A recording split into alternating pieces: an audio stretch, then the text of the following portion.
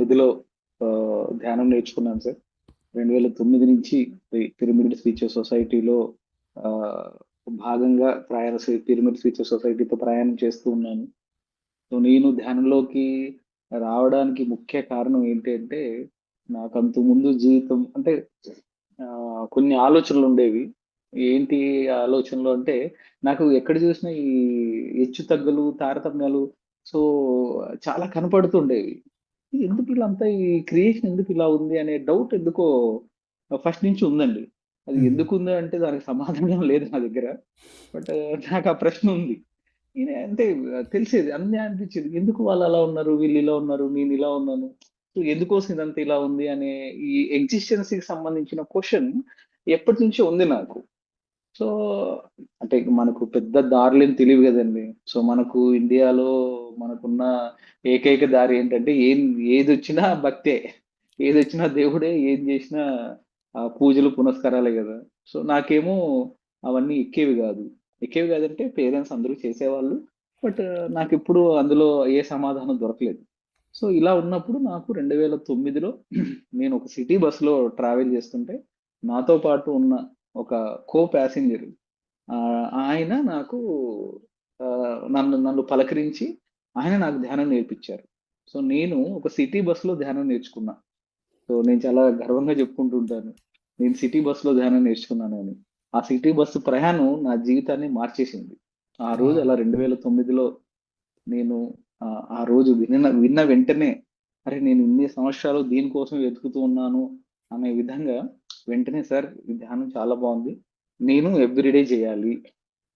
ఏం చేయమంటారంటే, ఇట్లా మీకొక ధ్యాన కేంద్రాలనుంటాయి. పిరమిడ్స్ ఉంటాయి. మీరు అక్కడికి వెళ్లి చేసుకోవచ్చు అని చెప్పి నాకాయన ఒక పిరమిడ్ కేర్ సెంటర్ అడ్రెస్ ఇచ్చారు.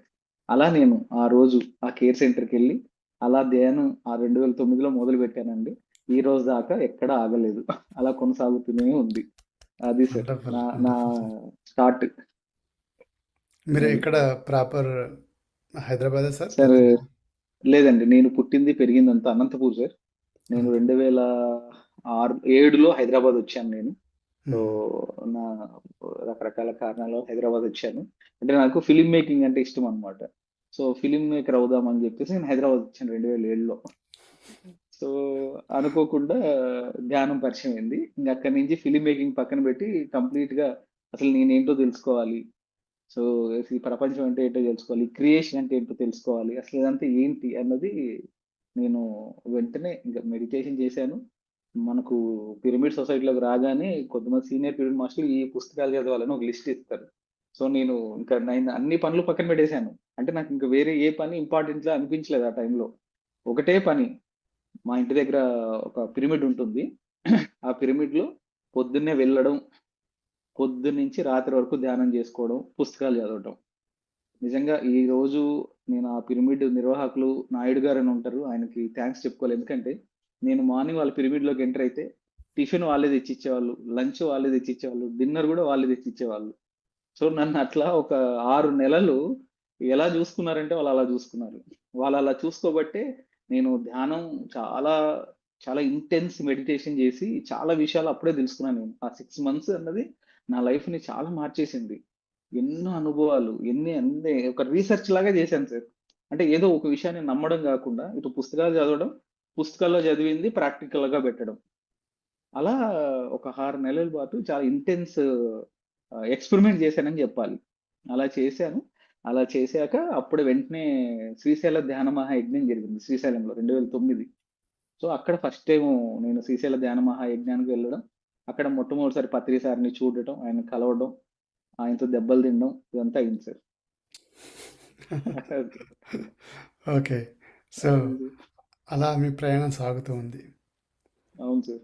సో, అప్పటినుంచే మీరు మొత్తం మెడిటేషన్‌లో ఉండటమేనా? లేతే ఇంకేమైనా మీరు చేస్తూ ఉండారా? లేదు సార్. లేతే లేదు సార్. నేను యాస్ ఎ ఫిల్మ్ మేకర్‌ని కదా సార్. ఒకవైపు నేను అప్పుడు యాడ్ ఫిల్మ్స్ చేసేవాడిని. యాడ్ ఫిల్మ్స్ చేశాను. చాలా ఆహ్, నాకొక ట్రావెల్ కంపెనీ ఉండేది. మా తాతగారు వాళ్ళది. అది చూసుకుంటూ ఉండేవాడిని. So, I'm into business and అంటే అదొక 20, 30% అదుండేది సార్. 70% మెడిటేషన్, పుస్తకాలు ఇదుండేది సార్. హుహు. అట్లా ఉండేది. అయితే నేను 2011లో ఏం చేశామంటే, మేము యంగ్‌స్టర్స్ ఒక ఇద్దరు, ముగ్గురు ఉండేవాళ్ళం. సో మేమందరం కలిసి ఏం చేసామంటే విద్యార్థులకి ధ్యానం నేర్పించాలని చెప్పేసి ధ్యాన విద్యార్థి అని ఒక మ్యాగజైన్ స్టార్ట్ చేసాం 2011లో. సో 2011, 2012 ఆ 2 సంవత్సరాలు కూడా ధ్యాన విద్యార్థి అనే మ్యాగజైన్ తీసుకొని వచ్చి కొన్ని లక్షల మంది స్టూడెంట్స్ కి మేము మెడిటేషన్ నేర్పించి ఆ మ్యాగజైన్ ఇచ్చేవాళ్ళం 2011, 2012లో. ఆ. అలా చేసాం సార్. మ్హూ. సో మీరే మ్మ్. నడిపించేవారా అది ఆ మ్యాగజైన్ అవును సార్. లేకపోతే ఎవరైనా మొత్తం నేను ఇంకో ఫ్రెండ్ శ్రీనివాస్ అని ఉన్నారు, మేమిద్దరం చూసుకున్నాం సార్. నేను మొత్తం కంటెంట్ తయారు చేయడం అంతా పంపించడం అంతా నేను చూసుకునేవాడిని. తను ఆర్టికల్స్ అన్ని ఇది చేయడం, ఎడిటింగ్ చేయడం అది తను చేసేవాడు. అట్లా చేసాం సార్. మ్మ్. ఓకే. సో ఆ తర్వాత నేను స్పిరిచువల్ ట్రెక్కింగ్ క్లబ్ అని ఒకటి పెట్టాను 2014లో. స్పిరిచువల్ ట్రెక్కింగ్ క్లబ్ పెట్టి ఆ, అంటే మన 18 ఆదర్శ సూత్రాల్లో ఒకనొక సూత్రం ప్రకృతిలో ధ్యానం. సో అది అంతకుముందు పత్రి గారు కంటిన్యూస్ గా ట్రెక్కింగ్స్ చేసేవాళ్ళు.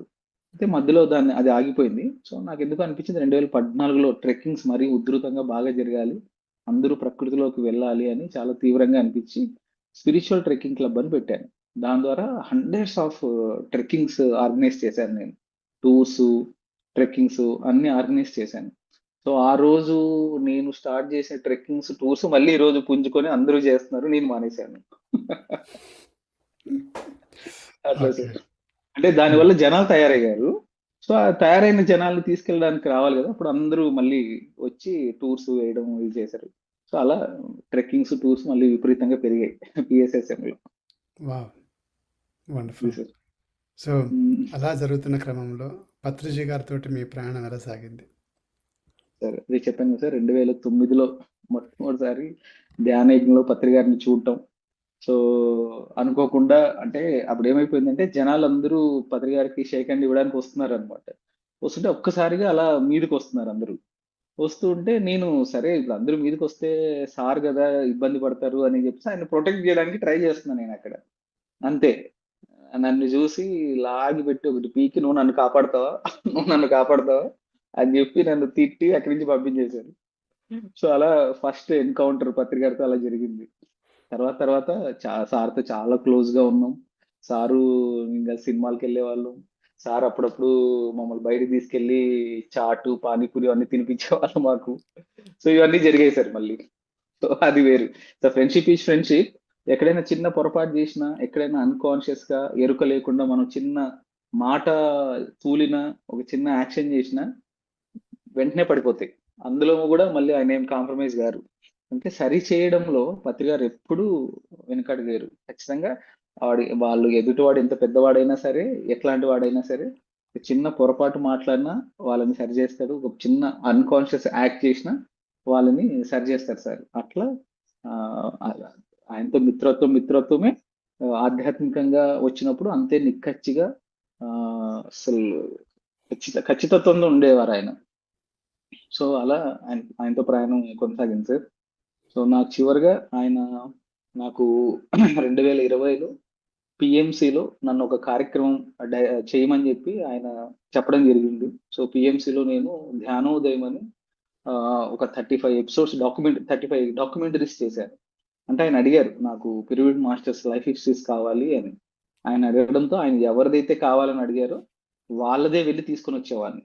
అట్లా పత్రి గారు అలా ఆఖరి రోజుల్లో ఈ ధ్యానోదయం కార్యక్రమాలు విపరీతంగా చూసేవాళ్ళని చెప్పేసి నాకు మన వాళ్ళు చెప్పారు. అంటే ఆయన చాలా ఇష్టపడిన కార్యక్రమం అనమాట. చాలా ఇష్టంగా చేయించుకున్నారు ఆయన ఆ కార్యక్రమాన్ని పిఎంసిలో. సో నా అదృష్టం ఏంటంటే అది నేను చేశాను. ఆయన నాకు అప్పచెప్పారు, నేను చేశాను. అలా ఇదే దారిలోనే పత్రి గారిని అడిగాను అనమాట. సార్ మీరేమో అందరినీ చేయిస్తున్నారు, కానీ నాకు మీ స్టోరీ వినాలని ఉంది సార్, మీ స్టోరీ చెప్పాలని ఉంది అని అడిగాను ఒక రోజు పత్రి గారిని. అంటే కొన్ని క్షణాలు ఆలోచించి ఎస్ నువ్వే చేయాలి అని చెప్పారు నాకు. సో అలా పత్రి గారే యాక్సెప్ట్ చేశారు. ఆయన డాక్యుమెంటరీ ఫిల్మ్ తీయడం అనే అంశాన్ని ఆయనే యాక్సెప్ట్ చేశారు. ఆయన అంగీకారంతోనే స్టార్ట్ అయింది. అలా సార్. Wonderful, wonderful. సో అలా చేస్తున్న క్రమంలో అసలు ఈ పత్రిజీ గారి యొక్క మూవీ తీయాలని మీకు ఎలా అనిపించింది సార్? ఎందుకు వచ్చింది ఆ అదే సార్. టాపిక్, దేనికోసం? అదే సార్ ఇందాక చెప్పినట్టు చాలా మంది మాస్టర్స్ డాక్యుమెంటరీస్ తీస్తున్నాను నేను. మ్మ్. అందరి చాలా ఇన్స్పిరేషనల్, చాలా ఇన్స్పైర్ అవుతాం. ఎందుకంటే ఒక్కొక్కల లైఫ్ మామూలుగా ఉండదు. చిన్న ఎగ్జాంపుల్ చెప్తాను నేను. నాకు ఒక నరసింహ అని అయింది డాక్యుమెంటరీ తీయమన్నారు. సో ఆయన ఒక ఐపీఎస్ బాంబ్ బ్లాస్ట్ లో A2 ముద్దాయి ఆయన. ఒక ఐపీఎస్ బాంబ్ బ్లాస్ట్ లో A2 ముద్దాయి. ఆ ఊర్లో ఆ ఫ్యామిలీ అంటే ఈ నరసింహ అనే ఫ్యామిలీ వాళ్ళు వస్తున్నారంటే అందరూ తలుపులు వేసుకొని లోపలికి వెళ్ళిపోతారు. అలాంటి కుటుంబం అది. అలాంటి మనిషి ఆయన.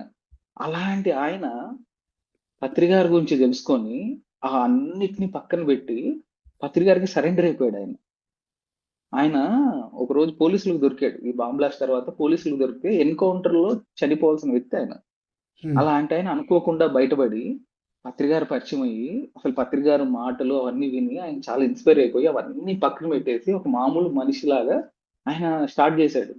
పత్రి గారు ఏం చేశారు? ఇలా మారిపోయాడు గదా! ఆయనతో 25/25 పిరమిడ్ కట్టించాడు. ఎప్పుడు 2002, 2003 ప్రాంతంలోనే.